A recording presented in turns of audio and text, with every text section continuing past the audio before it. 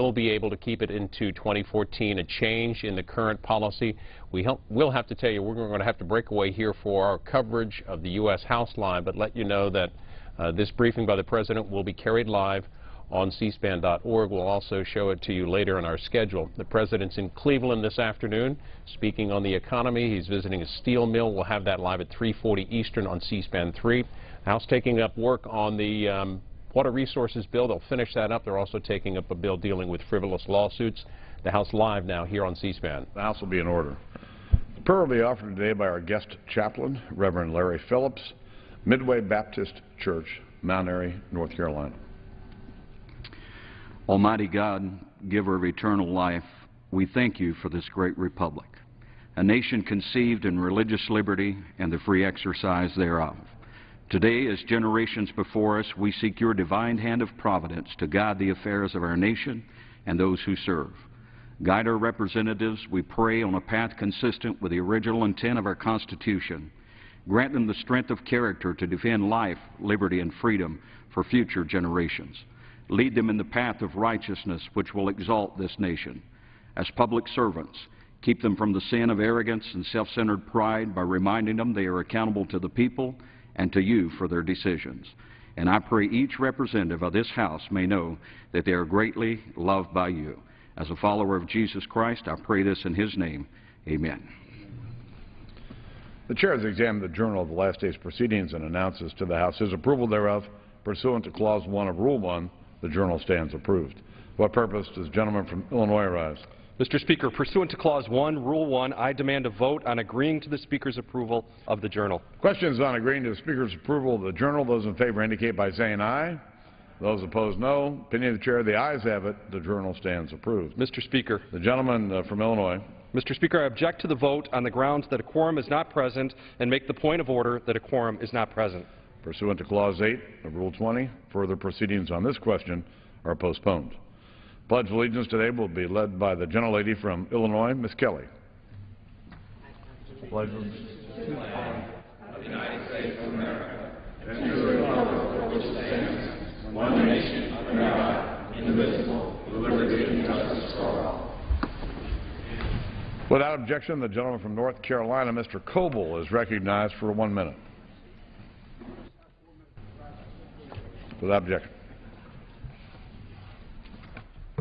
I thank the Speaker. Mr. Speaker, I am pleased that you accepted our nomination of Surry County Minister and Commissioner Larry Phillips from Mount Airy to lead the House with the opening prayer. In the short time that I've represented Surry County, I've come to know Larry as an outstanding elected official and a principled and thoughtful person. Reverend Phillips is currently serving in his 25th year as senior pastor of Midway Baptist Church in Mount Airy, which is affiliated with the Southern Baptist Convention. He is a graduate of Liberty Baptist Theological Seminary and holds a Master of Art in Biblical Studies and is completing his Master's of Religious Education. Mr. Speaker, it has been said in North Carolina there are more Baptists than there are North Carolinians. And the Reverend Phillips and his family belong to that very distinguished group. Larry Phillips was born in Cherokee County, North Carolina, and has been married to Melinda Gay Johnson Phillips for 36 years, and is father to Andrea and Darren, father-in-law to Megan, and grandfather to Madison and Branson.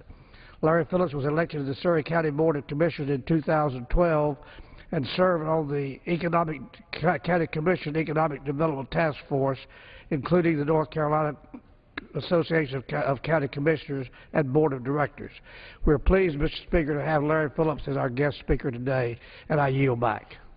The gentleman yields back. The Chair will entertain 15 further requests for 1-minute speeches on each side of the aisle.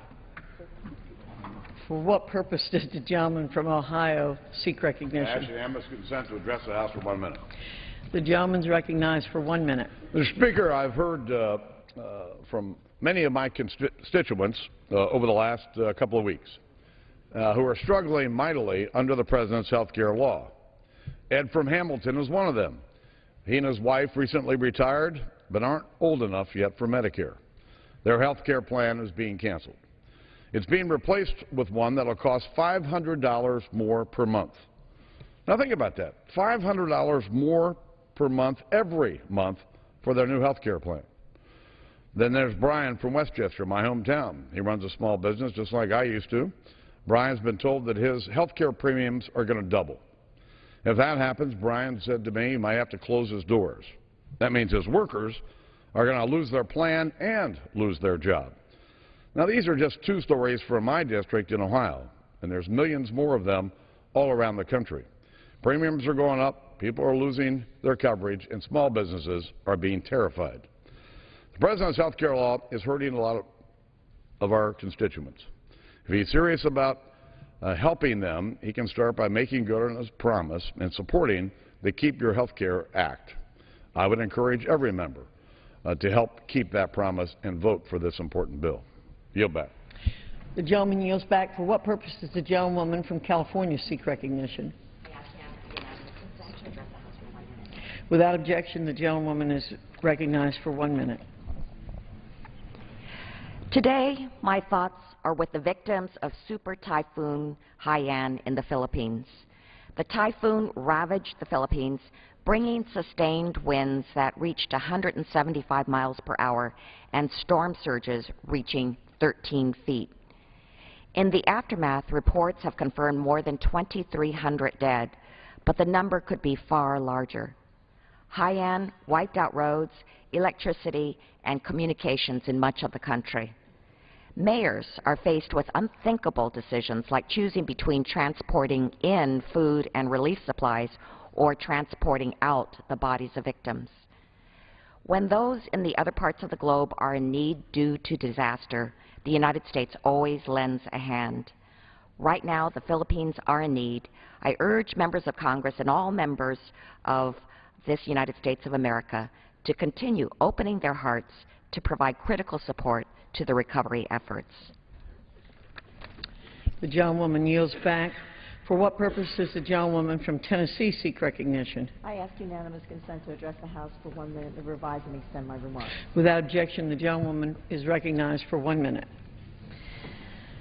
Madam Speaker, Greg, a constituent from Fairfield Glade in my district, is one of tens of thousands across our state who received one of these: a letter canceling their insurance policy. Greg wrote to me that he, and I quote, operates a small painting business and was very happy with Cover Tennessee program for small businesses and their employees.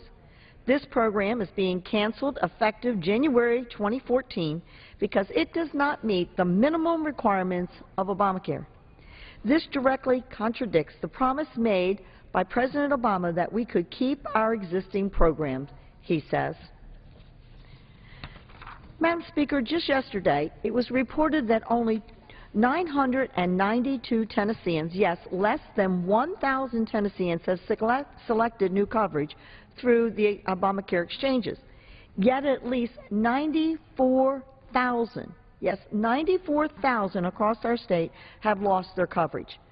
The President must honor his promise to the American people and work with Congress to protect the Americans like Greg. I yield back. The gentlewoman's time has expired. For what purpose does the gentlewoman from Illinois seek recognition?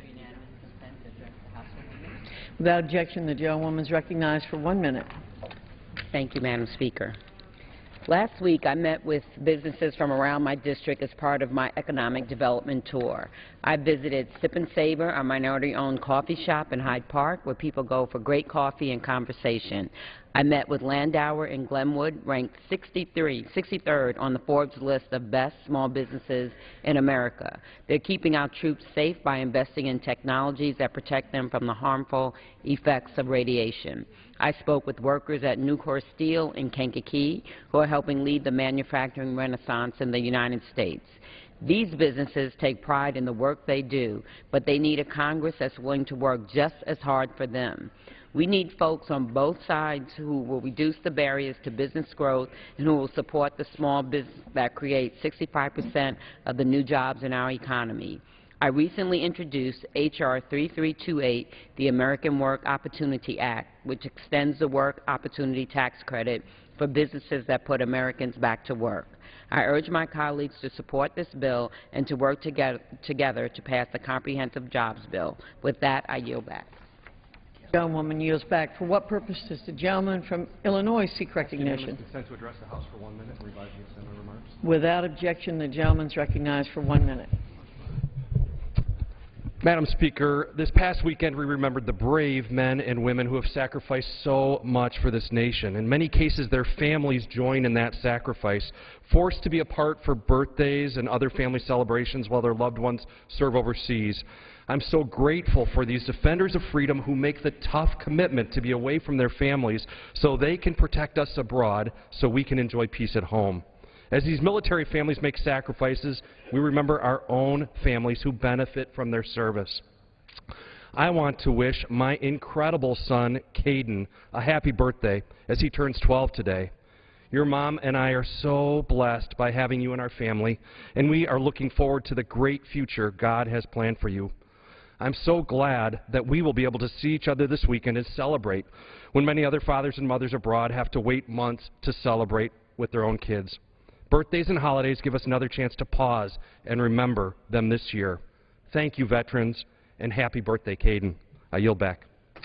The gentleman yields back. For what purpose does the gentleman from New York seek recognition? Unanimous consent to address the House for 1 minute. Without objection, the gentleman is recognized for 1 minute. Mr. Speaker, earlier this month, the Federal Communications Commission Chair put forth a proposal to end government support for sports blackouts. This is a welcome step in the fight to end blackouts once and for all. In my home community of Western New York, there's a threat of a blackout for the next 2 home games. This means that despite overwhelming community support, money spent on merchandise and tax dollars being spent for stadium improvements, Buffalo fans will not be able to see their NFL team on television. On Tuesday, I introduced the Furthering Access and Networks for Sports, or FANS Act, which would eliminate these harmful blackouts once and for all. Senators Blumenthal and McCain introduced identical legislation in the Senate. Mr. Speaker, blackout rules are unfair, outdated, and alienate fans. I will continue to fight until sports teams do the right thing for their fans. I yield back the balance of my time. The gentleman yields back. For what purpose does the gentleman from Arizona seek recognition? I ask unanimous consent to address House for 1 minute. Without objection, the gentleman is recognized for 1 minute. Madam Speaker, I rise today to shed light on the President's broken health care promise. The President promised over and over again that Americans who like their health care plans could keep them, but that's just not true. Here's what Wendy from my district wrote me. My Blue Cross Blue Shield policy will be canceled due to Obamacare starting March 1st of 2014. I checked out other policy options under Obamacare, and the least expensive qualifying plan was an additional $208.44 per month. This is with a higher deductible, larger out-of-pocket expense, and only 3 doctor visits per year per person. This is outrageous. Additionally, this rate only includes me and my 3 children, not even my husband. I guess we can't even keep a family together under Obamacare.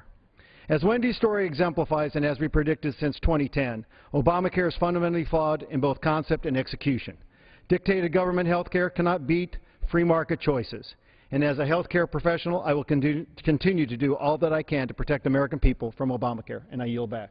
The gentleman's time has expired.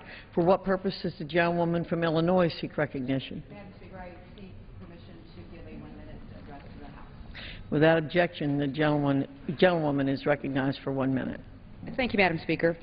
I rise today to talk about the recent Veterans Tour I conducted across my region of Illinois.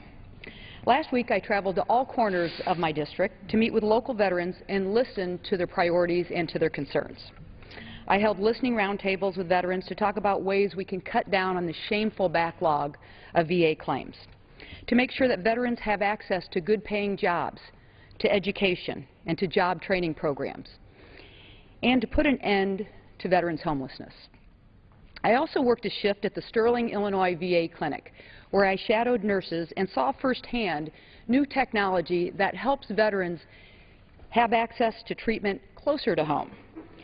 And finally, I interviewed Leland Chandler for the Library of Congress Veterans History Project. Mr. Chandler is a World War II veteran from Galesburg, Illinois, who was a prisoner of war in the Pacific Theater. He received many awards and decorations for his brave service to our nation. He is a true American hero, and I am honored to share his story with the public. During my time in Congress, I have made veterans my top priority, and I will continue to fight to protect their benefits that they have worked so hard to achieve. Thank you. I yield back.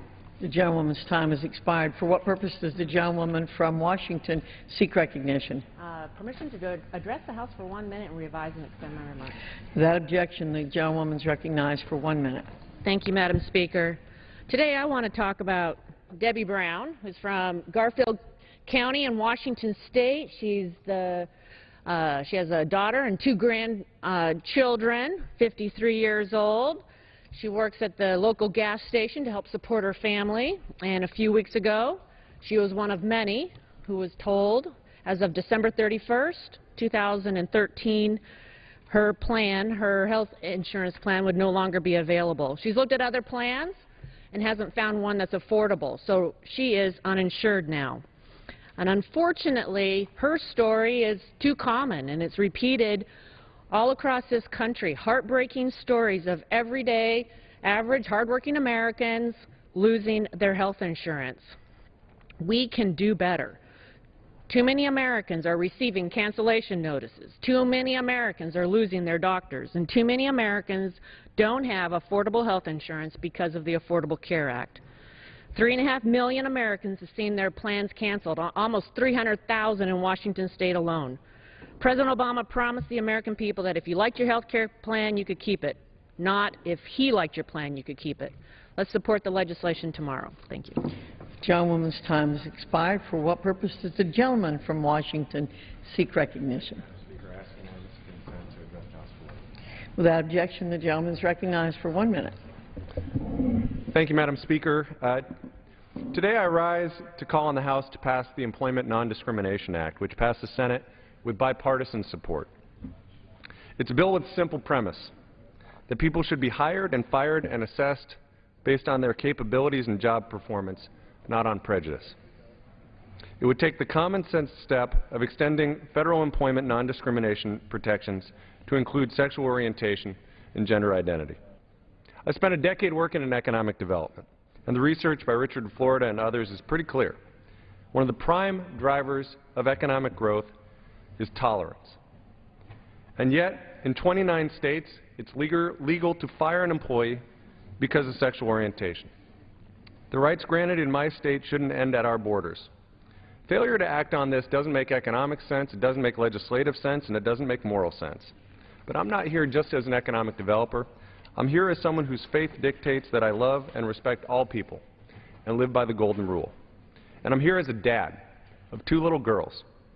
I want my daughters to grow up in a country where discrimination is a thing of the past, where folks can't be treated differently because of their gender or who they love. It's time to pass ENDA. Thank you, Madam Speaker. I yield back. The gentleman's time has expired. For what purpose does the gentleman from North Carolina seek recognition? I seek unanimous consent to address the House for 1 minute and revise and extend my remarks. Without objections, the gentleman is recognized for 1 minute. Madam Speaker, President Rouhani of Iran is doing exactly what he was put in power to do, get the Obama administration to weaken international economic sanctions. Our sanctions, Madam Speaker, are working. Unfortunately, Secretary Kerry and this administration have been chasing an agreement with Iran that relaxes sanctions and allows Iran to continue enriching material and developing their heavy water reactor. This is an outcome that the regime in Tehran desires, and they won't have to make any concessions to get it. Madam Speaker, the tentative deal does nothing to address Iran's sponsorship of terrorist organizations like Hezbollah, nor does it deal with their overt persecution of religious minorities in Iran or their vast human rights abuses. Madam Speaker, as Prime Minister Netanyahu stated, this is a very, very bad deal. The administration needs to stop negotiating bad deals and cease their efforts to block a new round of sanctions. Thank you, Madam Speaker. I yield back. The gentleman yields back. For what purpose does the gentlewoman from Texas seek recognition? Madam Speaker, I ask unanimous consent to address the House for 1 minute. Without objection, the gentlewoman is recognized for 1 minute.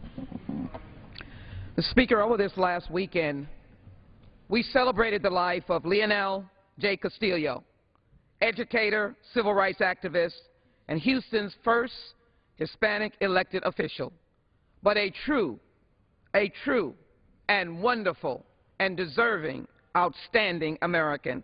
I rise today to pay tribute to Leonel J. Castillo, a legendary pioneer figure in the history of Houston, and, as I said, the first Hispanic elected to public office. He died on November 4th. But this weekend we had a chance to be with his family and to celebrate his life, to name a neighborhood center after him, to hear the testimonies of his passion and his love of bringing people together.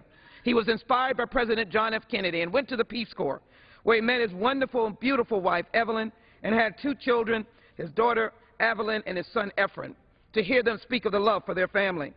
He met his wife in the Philippines, and we know today that we're praying for all of them. Leonel, of course, in 1967 moved his family back to Houston. We're so delighted. He served as the director of SARE, Jobs for Progress. In 1971, he was elected controller of the city of Houston. President Carter said he's a man who has the highest possible reputation. He's a public administrator, and I think he can tell you that he's going to take on one of the most difficult jobs in government. We thank you, Leonel Castillo, as you serve the United States government. May you rest in peace. The gentlewoman's time has expired. For what purpose does the gentleman from Ohio seek recognition? I ask unanimous consent to address the House for 1 minute to revise and extend my remarks. Without objection, the gentleman is recognized for 1 minute. Mr. Speaker, despite promises that if you like your current health plan, you can keep it, millions of Americans have already received cancellation notice regarding current coverage. No matter how you feel about the Affordable Care Act, Ohioans that like their health care coverage should be able to keep it. I've received countless emails and letters from Ohioans losing their coverage or being forced to pay more. One Ohioan that reached out to me because he was concerned about how higher costs could affect his family was Carl from Newberry, Ohio. Carl and his wife have 6 kids, recently bought a house, stay busy because not only is Carl a full-time employee, he's a full-time student. Carl and his wife recently received a notice that their family would have to pay 30 to 40% more for their health care coverage next year. Now, Carl and his wife are worried because they won't be able to afford the mortgage on their new home because of the increased health care costs. Mr. Speaker, Ohioans shouldn't be forced to pay more for health care because of a law coming out of Washington. That's why this week the House will vote for the Keep Your Health Plan Act, which would allow plans available on the individual market today to continue to be offered next year. It is a common-sense bill that will protect Americans from losing or paying more for their coverage, and I urge my colleagues to support it. The gentleman's time has expired. For what purpose does the gentleman from Georgia seek recognition? To request unanimous consent to address the House for up to 1 minute and to revise and extend.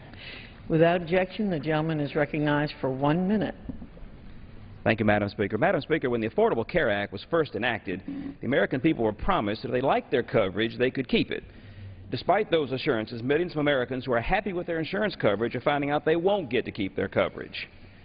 I'm proud to co-sponsor legislation offered by my Republican colleague and committee chairman Fred Upton that gives the folks in my district in Georgia the opportunity to keep their current health insurance plan. I hope we'll pass that legislation this week. Many Americans don't feel well served by the limited health insurance options available in the exchanges.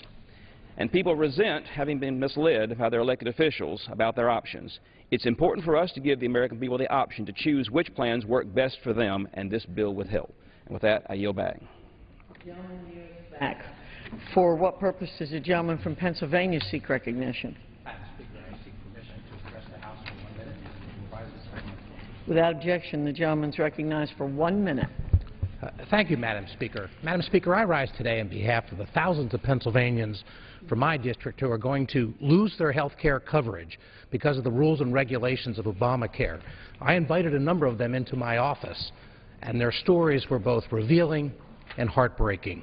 A small businesswoman from Newtown Square shared her story of shopping for a new plan, and her policy was canceled. She must now pay more each month for a plan she doesn't like and coverage she does not want. Yet another is losing her doctor after more than 20 years because she was forced to switch insurance companies. Her long-term doctor isn't covered under the new, more expensive plan. And one constituent received this letter, and this one's from her insurance company, informing her that she'd have to pay as much as $3,500 more. It has higher deductibles and higher copays. Madam Speaker, Americans are already struggling in this economy. Tomorrow, the House will vote to ensure that the families who like their plan can keep it. President Obama and Senate Democrats should keep their promise to the American people and do the same. Madam Speaker, I yield The gentleman's time has expired. For what purpose does the gentleman from Texas seek recognition? Without objection, the gentleman is recognized for 1 minute. Madam Speaker, I have the honor of representing more than 2,500 Border Patrol agents in El Paso, Texas. They're a big reason why our border with Mexico is as secure as it has ever been, and they help keep El Paso the safest city in the United States it was this year, the year before, and the year before that. Now, despite their successful track record, their vigilance at our borders with Mexico and Canada, and the tough conditions under which they work, they're working with an antiquated, unfair, and inflexible pay system. That's why I'm happy to work across the aisle with Representative Chaffetz to introduce H.R. 3463, the Border Patrol Pay Reform Act. This provides a fair, flexible, and fiscally responsible way to compensate our Border Patrol agents. It allows management to deploy resources where they're most needed. It gives our agents some predictability in their work schedule, and it saves the American taxpayer over $1 billion over the next 10 years. During a time of sequester and tight budgets, we need to use existing resources as judiciously as we can. I think this bill accomplishes that while supporting our Border Patrol agents. I urge my colleagues to join me in supporting this bill. With that, I yield back. The gentleman's time has expired. For what purpose does the gentleman from Alabama seek recognition? I ask unanimous consent to address the House 1 minute and rise and extend my remarks. Without objection, the gentleman is recognized for 1 minute. Thank you, Madam Speaker. America's over 6 weeks into the Obamacare rollout, and things are just a mess.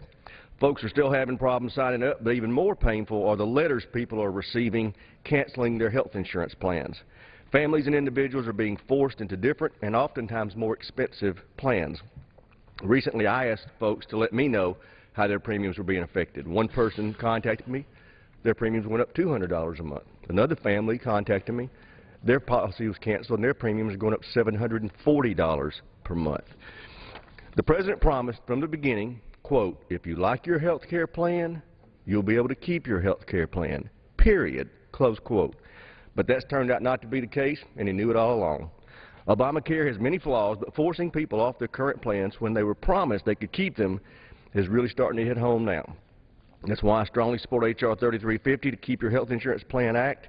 The legislation would allow health care plans on the individual market to remain available so people could have the option to keep their current health insurance if they want to. I still believe the best path forward is to get rid of Obamacare, but for now, we should support this bill to help hardworking Americans keep their health insurance. The gentleman's time has expired. For what purpose does the gentlewoman from California seek recognition? Asking unanimous consent to address the House for 1 minute and revise and extend my remarks. Without objections, the gentlewoman is recognized for 1 minute. Thank you, Madam Speaker. I rise today to extend my condolences to the thousands of families, both in the Philippines and here in the United States, who have lost loved ones due to Super Typhoon Haiyan, the deadliest natural disaster in the history of this region. I proudly represent the largest population of Filipino Americans in the continental United States, and many of them are in anguish right now, wanting to know whether or not their loved ones are still alive. The question that some may ask is, well, why should we help? Well, there's the obvious humanitarian reasons, but more importantly, we must never forget that in World War II, President Roosevelt sought to have Filipinos take arms and fight for us, some 250,000 of them during World War II. We must help. We have sent the USS George Washington, which has arrived today. 7 other ships are on their way. There are C-130s and Ospreys that have also been put in operation. Congressman Honda and I have introduced a resolution, and I hope the House will take it up swiftly, seeking support for the Filipino people and providing the aid they need. I yield back. The gentlewoman yields back. For what purpose does the gentleman from Michigan seek recognition? Without objection, the gentleman is recognized for 1 minute. Mr. Speaker, I'm holding a copy of a letter that one of my constituents received informing him that his current health care plan, a plan that he was satisfied with and that he was able to afford, is being canceled thanks to regulations imposed by the President's health care law. Thousands of letters like this one have gone out to hardworking citizens in northern Michigan. I asked my constituents to reach out to me about their experiences so I could hear firsthand about the impact of this disastrous overhaul. I received over 200 responses in a matter of days. Patrick from Sheboygan will see his annual health insurance bill rise by over $6,000 on January 1st, 2014. Russell from Amasa was finally able to log on to the President's website after 14 straight days of trying, only to discover that the closest equivalent option for his plan will be far too expensive for him to afford. I ask all my colleagues to join me in order to repeal this disastrous health care law and work together in order to promote affordable, patient-centered reforms. Thank you. The gentleman's time has expired. For what purpose does the gentleman from California seek recognition? Without objection, the gentleman is recognized for 1 minute. Thank you, Madam Speaker. I rise today to once again speak about the issue of climate change, which is affecting every country. But as the World Bank has found, the impacts are not distributed equally. It is likely that the poorest nations on Earth will be the hardest hit, and the UN ranks the Philippines as the country that is third most vulnerable to the effects of climate change because of its geography, its poverty, and the state of its infrastructure. As all of my colleagues know, one of the most powerful storms on record tore through Asia this past week, and the Philippines in particular. In the wake of Typhoon Haiyan, many thousands are dead, hundreds of thousands more are homeless and desperate for help. As we learn more about the devastation there, I ask my colleagues to pay careful attention to the words of Yeb Sano, who's the head of the Philippines delegation to the United Nations climate talks. He says, and I quote, "What my country is going through as a result of this extreme climate event is madness. Typhoons such as Haiyan and its impacts represent a sobering reminder to the international community that we cannot afford to procrastinate on climate action." He's right. The Philippines tragedy is the latest wake-up call on climate change, so let's wake up. I yield back. The gentleman's time has expired. For what purpose does the gentleman from North Carolina seek recognition? Without objection, the gentleman is recognized for 1 minute. Madam Speaker, I thank you. How many times did we hear the President promise the American people that if they liked their health care plan, they could keep their health care plan? It doesn't matter, Madam Speaker, how many times you say something. It oftentimes simply isn't true. The fact is, Americans across this country are getting letters from their insurance companies telling them their plans have been canceled. Their moms, dads, students, seniors, people who work diligently and who should be able to count on their health insurance when they need it. What does Obamacare offer them? Maybe they lose their plan altogether. Maybe their rates are going up. Maybe they can't visit the doctors and hospitals they've been using for years.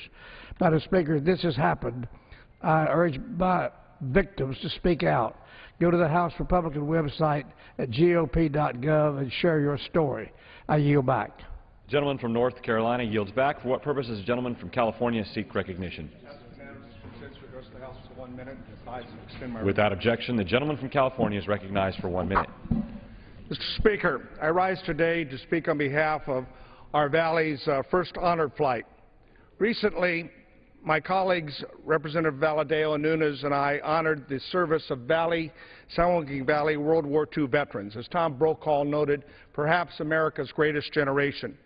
These 69 men took off from Fresno and landed here in our nation's capital to see the monuments to their service to our country, most of them for the first time. In their youth, these men bravely but humbly answered their nation's call. Decades later, our first San Joaquin Valley honor flight came to Washington, where they witnessed the changing of the Guard and remembered those of their fellow soldiers who did not make it home. I also want to thank Congress members Hall and Dingell, who shared stories with them. This forever grateful nation is better for the men's sacrifices and their lives they led when they returned home to their farms, their storefronts, their practices throughout the Valley to build a better life for themselves and our nation. I want to thank you for allowing us to share their experience and to show our debt of gratitude for one in which we can never, ever fully repay. I yield back the balance of my time. The gentleman's time's expired. For what purpose does the gentlelady from North Carolina seek recognition? I ask permission to address the House for 1 minute, Mr. Speaker. Without objection, the gentlelady from North Carolina is recognized for 1 minute. Thank you, Mr. Speaker. The promises upon which Obamacare was built are crumbling. Ruth Ann from Hickory, North Carolina is a healthy 61-year-old. Last month, she received this letter from her insurance provider. Dear Ruth Ann, due to Affordable Care Act regulations, your current medical plan will no longer be offered for 2014. The monthly premium for your new plan will be $738.05. Ruth Ann is right to be frustrated by this news. Today, she pays $396 each month for a plan with a lower deductible that covers the services she needs. Paying $350 more each month is out of the question for Ruth Ann and her family. Her next best option under Obamacare is to pay $510 a month for a higher deductible plan that will force her to pay out of pocket for some of the basic tests and procedures her current insurance provides. Ruth Ann says, in effect, I'm now relegated to a policy that will only be helpful in case of catastrophic illness resulting in hospitalization.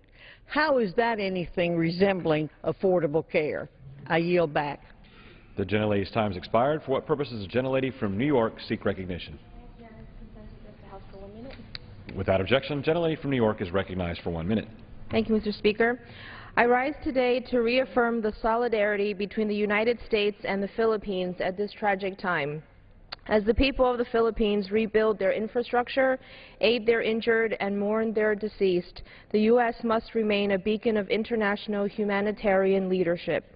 Since the landfall of Typhoon Yolanda on November 8th, the United States government has provided over $20 million in immediate humanitarian assistance, shipping vital necessities like shelter, water, hygiene kits, plastic sheeting, and over 55 metric tons of emergency food provisions to Tacloban and other devastated regions.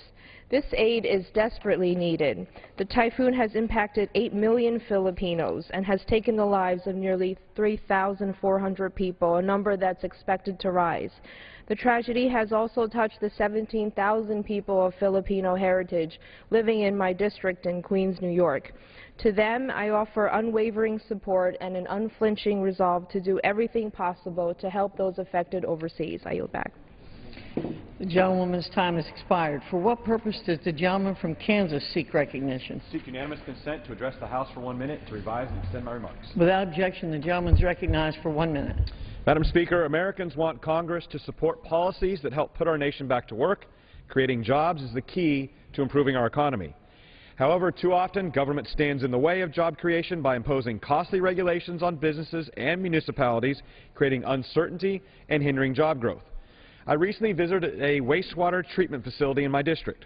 While there, I learned that new EPA mandates, specifically on wet weather wastewater treatment, will increase costs on Johnson County, Kansas ratepayers by 25%. New EPA regulations on an energy plant in Kansas City, Kansas, will force the Board of Public Utilities there to make costly modifications, $250 million in costs, resulting in 15 to 20% monthly increases in the average electric bill to consumers and families and businesses in Wyandotte County who are already feeling the crunch of hard economic times. These regulations are essentially hidden taxes on Kansas families, many of whom are already pinching pennies to pay their bills. Madam Speaker, regulations do not create jobs. Let's get government out of the way, and let's put Americans back to work. And I yield back. The gentleman's time has expired. For what purpose does the gentlewoman from Alabama seek recognition? Unanimous consent to address the House for 1 minute and to extend and revise my remarks. Without objection, the gentlewoman is recognized for 1 minute. Madam Speaker, I rise today to pay tribute and honor to the life and legacy of Birmingham City Council President Maxine Parker, who passed away suddenly on Tuesday, November 12, 2013. Councilwoman Parker was the epitome of grace, class, and firm yet gentle leadership. With her signature flower lapel on her lapel, she accented womanhood. At the same time, the soft-spoken leader personified the great source of strength that she offers to her family and her community. Her love of family was second only to her love of her constituents in Birmingham City Council District 4. Through her 8-year tenure on the City Council in Birmingham, Alabama, Councilwoman Parker was best known for her advocacy for environmental injustice on behalf of her constituents in North Birmingham. In 2011, as a result of her tireless advocacy, the Environmental Protection Agency began its first major intervention in the area, and today that environmental cleanup still exists. On behalf of our nation, the state of Alabama and the city of Birmingham, I am honored to pay tribute to the life and legacy of this phenomenal woman. She was indeed one of the most passionate community servants of her time. Let us all commit to continuing Councilwoman Parker's legacy of passion and concern for others. I ask my colleagues to join me in honoring the life and legacy of Birmingham City Council President Maxine Herring Parker. I yield back the rest of my time. The gentlewoman's time has expired. For what purpose does the gentleman from Texas seek recognition? To address the House for 1 minute to revise and extend my remarks. Without objection, the gentleman from Texas is recognized for 1 minute. Thank you, Madam Speaker. Madam Speaker, I'm continuing the mission of mercy started right after the typhoon hit the Philippines. Madam Speaker, I am here to express my gratitude to the President of the United States of America. I just heard him speak, and he spoke of how the United States would do all that it can to help the people of the Philippines. I'm also grateful to the members of my community. We have approximately 40,000 persons of Filipino ancestry living in my area. That's the Houston area, and a good many of them are persons that I represent. I am honored to tell you that they are working tirelessly to do all that they can to help their brothers and sisters in the Philippines. I am honored, finally, to say this. These are difficult times, but it is my belief that with our help, we will be able to help the people of the Philippines get through this tragic circumstance. There are two resolutions, H-Res 408, sponsored by members Engel and Member Royce. They are on the Foreign Affairs Committee. That's a ranking member in the chair. Another one, H-Res 404, which is sponsored by Royce and Engel, 408 by Spear and Honda. And I want to compliment them for what they've done. Thank you. Gentleman's time has expired. For what purpose does the gentleman from Georgia seek recognition? Without objection, the gentleman is recognized for 1 minute. Thank you, Madam Speaker. I rise in continued support of the Affordable Care Act and the promise of high-quality, affordable health care for all.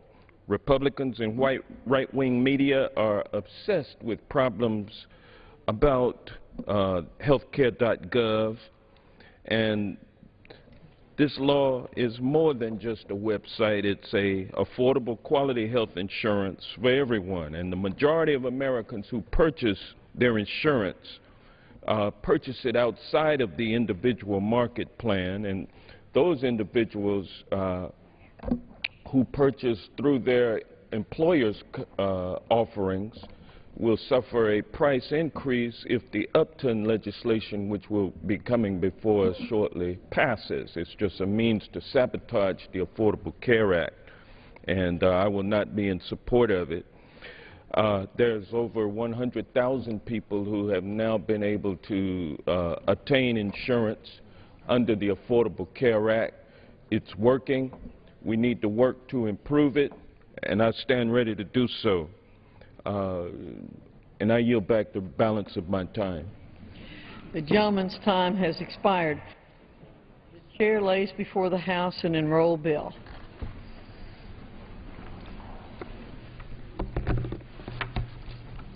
Senate 893, an act to provide for an increase effective December 1st, 2013 in the rates of compensation for veterans with service-connected disabilities and the rates of dependency and indemnity compensation for the survivors of certain disabled veterans and for other purposes. The chair lays before the House an enrolled bill. Senate 330, an act to amend the Public Health Service Act to establish safeguards and standards of quality for research and transplantation of organs infected with human immunodeficiency virus, HIV. For what purpose does the gentleman from Pennsylvania seek recognition? Madam Speaker, I ask unanimous consent to take from the Speaker's table H.R. 3080 with a Senate amendment thereto, disagree to the Senate amendment, and agree to a conference requested by the Senate thereon. The clerk will report the title of the bill. H.R. 3080, an act to provide for improvements to the rivers and harbors of the United States, to provide for the conservation and development of water and related resources and for other purposes. Without objection, so ordered. Without objection, a motion to reconsider is laid on the table. For what purpose does the gentleman from New York rise?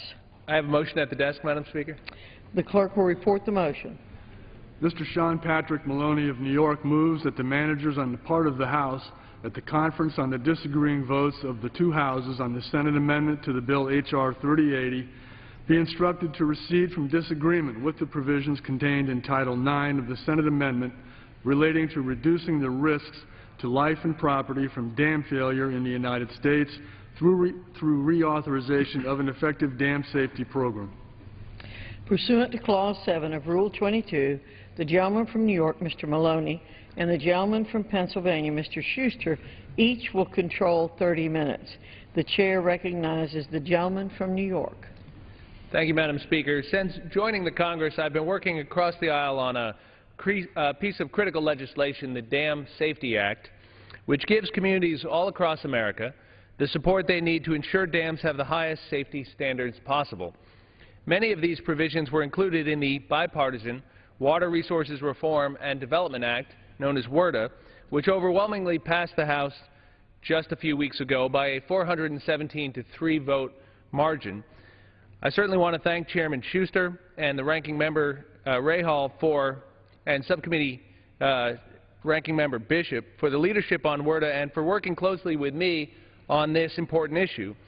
With major storms like Irene, Hurricane Sandy, and Tropical Storm Lee becoming more and more frequent, I believe Congress needs to place a higher priority on strengthening our infrastructure, particularly our oldest and often most vulnerable infrastructure, our dams. Should our dam infrastructure fail in the midst of these storms, the effects could be far more catastrophic and immediate than most other components of our state's infrastructure, endangering people's lives, their property, and their livelihoods. Our country has over 87,000 dams, and approximately 10,000 of these dams are what's known as high-hazard dams. There are dams in virtually every congressional district and community across the country. The failure of any of these high-hazard dams would cause widespread damage and loss of life, and, of course, major economic disruption. And approximately 40% of these high-hazard dams do not have an emergency action plan. I'd like to say that again. More than 40% of our most important dams, the high-hazard dams, the failure of which could cause the loss of life or major property damage, do not have an emergency action plan. We live in a world now where we have these extreme weather events, and you don't want to find out the dam is going to fail when you have a superstorm. The Hudson Valley, the communities I represent, is home to more than 800 dams and nearly 100 dams known as high-hazard dams, the failure of which could pose a serious risk to the economy and well-being of these communities and families. Unfortunately, during Hurricane Irene, many folks were impacted because of a dam failure. Many of my neighbors in Tuxedo's East Village were devastated when the Echo Lake Dam released an estimated 100 million gallons of water. Some people in Tuxedo reported seeing an 8-foot wall of water rushing towards the town, causing catastrophic damage to the infrastructure and costing millions of dollars in property damage. Folks like John and Lisa Petrillo, who live in the East Village, the failure of this dam flooded their home, cracked their foundation, and ripped the deck off their house. For Gary Phelps, it meant more than $125,000 in property damage. And for businesses such as SOS Fuels, it meant their headquarters was condemned, and in mere minutes, the flood carried away cars and appliances. Folks lost their furniture, valuables, and their homes. From 2005 to 2009, 132 dams failed. So it is critical that every single community across the country be prepared and be protected. And they can be with this program. This important motion will make the final version of the Dam Safety Program even better by authorizing the Dam Safety Program at $9.2 million per year over the next 5 years. $9.2 million, which could itself be less than the cost of a single dam failure. And yet we know that in just a 5-year period, 132 dams failed. The National Dam Safety Program provides vital support to assist states like mine, New York, in developing emergency action plans, implementing existing dam safety programs, assisting with the purchase of equipment, and conducting dam inspections. For the first time, the Senate provision would provide public awareness and outreach funding, an essential step to ensure that all citizens understand the need to prepare for, mitigate for, respond to, and recover from dam incidents and failures. It's far past time to start paying attention to a program that can make a real difference in people's lives, especially a program that has passed on a bipartisan basis since 1974. Thank you, Madam Speaker, and I reserve the balance of my time. The gentleman from New York reserves. The gentleman from Pennsylvania is recognized. Madam Speaker, I rise to claim the time in opposition to the motion to instruct and yield myself such time as I may consume. The gentleman is recognized. I thank the Madam Speaker. The committee supports the National Dam Safety Program. In fact, I commend the gentleman from New York in his freshman term to be working on the Dam Act, because as a freshman several years ago, 12 years ago, it was my first piece of legislation that I authored was the dam bill. So again, this is a critical program that saves lives, it protects communities, and that is why we included language in H.R. 3080 to improve the dam safety program. There are minor differences between the House and the Senate language. We look forward to working on reconciling those differences as the legislation moves forward. And while we expect we will continue to have some negotiations with the Senate on this issue, I am not opposed to the motion to instruct on this provision. And with that, I reserve the balance of my time. Pennsylvania reserves. The gentleman from New York is recognized. Well, I thank the gentleman from Pennsylvania, and at this time I would like to recognize the distinguished ranking member of the committee, my friend, the gentleman from West Virginia, Mr. Rahal, for as much time as he should require. The gentleman from West Virginia is recognized. Thank you, Madam Speaker, and I commend the gentleman from New York, Mr. Maloney, for offering this motion to instruct and for his leadership on this most vital issue for the safety of the American people. I also want to commend the full committee chairman, Mr. Schuster, the ranking member of our subcommittee, Mr. Bishop, the subcommittee chairman, Mr. Gibbs, for their tremendous work on the underlying bill and getting this to this point where we are today. I am in strong support of the motion to instruct. This motion directs the conferees to recede to the Senate provision that includes the Dam Safety Act of 2013, which reauthorizes the dam safety program at reasonable levels. The Dam Safety Program is about protecting lives. It is a critical program that provides much-needed education, training, and assistance to state dam safety officials. Dams protect our people, our homes, our businesses from flooding. They provide essential drinking water, power to homes and business, critical irrigation for our nation's food supply, and recreational opportunities for our citizens. West Virginians understand the importance of dams, the role they play in our daily lives, and the critical need to keep them safe. In 1972, a dam failure occurred at Buffalo Creek, West Virginia, claiming 125 lives and injuring 1,000 more, destroying over 500 homes and causing more than $400 million in property damage. While this incident occurred more than 40 years ago, West Virginians still remember the devastation caused by the dam failure and continue to mourn that loss of life. And out of this tragedy, Congress passed and created a national inventory of dams, which led to the National Dam Safety Program that this motion urges us to reauthorize today. Today, West Virginia has more than 600 dams included in the Army Corps of Engineers National Inventory of Dams. Two-thirds of these dams are considered high-hazard dams, meaning that dam failure could result in loss of life and serious damage to homes, businesses, public utilities, or highways. Moreover, 110 of these high-hazard dams do not have an emergency action plan, putting the lives of West Virginia citizens at greater risk.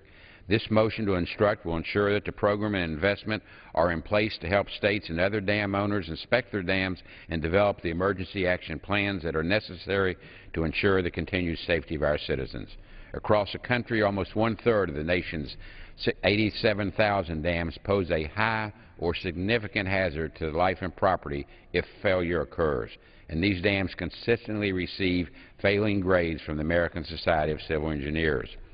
This year is no different. The 2013 Engineers Report Card gives our dams a D. Let me repeat that, a D. Madam Speaker, it is critical that Congress reauthorize the National Dam Safety Program and ensure the safety of our citizens. I again commend the gentleman from New York, Sean Patrick Maloney, and I urge my colleagues to join him in supporting the motion to instruct conferees on H.R. 3080. I yield back my time to Mr. Maloney. The gentleman from New York reserves. The gentleman from Pennsylvania is recognized. I continue to reserve. The gentleman from Pennsylvania reserves. The gentleman from New York is recognized. At this time, Madam Speaker, I'd like to yield to my friend, the gentleman from Texas, Mr. Gallego, as much time as he should consume. The gentleman from Texas is recognized. Thank you, Madam Speaker. I rise in support of Mr. Maloney's motion and to underscore the importance of the safety of dams. I'd like to talk for a moment about a small town growing up in West Texas.